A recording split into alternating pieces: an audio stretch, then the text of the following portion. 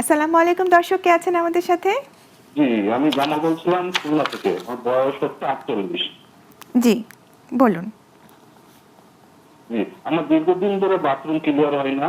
অ্যাডোলক বা এন্টোফিট প্লাস খেলে কিছু হয়, আবার ওটা খাওয়া বন্ধ করে দিলে আবার হয় না।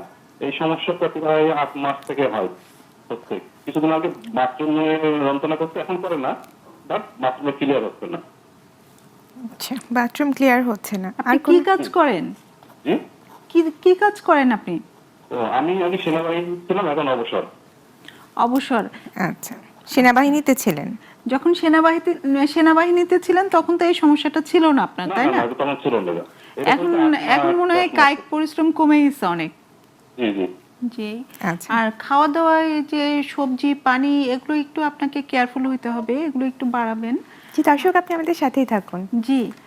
আর এরপরেও যদি সমস্যা না যায় আপনার, যেটা আপনার ডেইলি অ্যাক্টিভিটিস হ্যাম্পার করে যদি, সেক্ষেত্রে মানে ওনার আসলে লাইফস্টাইলে চেঞ্জ হয়েছে। জি। আচ্ছা, এটা এখান একটা থেকে issue। মানে খাদ্যাভ্যাসেও কি চেঞ্জ হয়েছে? সেটাও হয়, কারণ একটা আচ্ছা। রুটিনের মধ্যে ওনার লাইফ ছিল। হ্যাঁ। এখন আসলে ওখান থেকে হঠাৎ করে উনি বের হয়ে এসেছেন। জি। কোপ আপ করতে হয়তো উনি এই মুহূর্তে সময় পারছেন লাগছে। না। হ্যাঁ, জি। সময় লাগছে। এটা একটা হতে পারে। আরেকটা, যেহেতু ওনার একটা সমস্যা হয়েছে, আমরা কিন্তু পায়খানা রাস্তায় সমস্যা হলেই বলি না অতি সিরিয়াস কিছু। আচ্ছা। বাট একবার যখন সমস্যা হয়, অন্তত একবার হলেও ডাক্তারের শরণাপন্ন হওয়া হওয়া উচিত। জি। আচ্ছা। কারণ ডাক্তার না দেখে আসলে রোগ নির্ণয় আসলে এই জায়গাটা পসিবল না।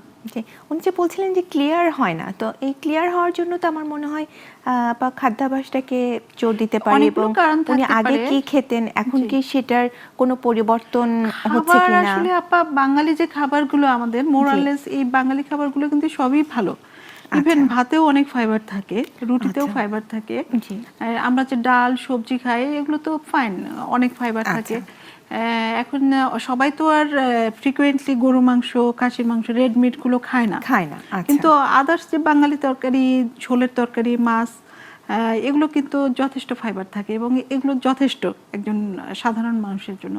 আচ্ছা। কিন্তু তারপরেও যদি ওনার পানি খাওয়ার অভ্যাস না থাকে, একটু পানি খাওয়া বাড়ানো হতে পারে, একটু সবজি বাড়ানো হতে পারে। এরপরে আমার মনে হয় একজন চিকিৎসকের শরণাপন্ন শরণাপন্ন হওয়াটা হওয়া জরুরি।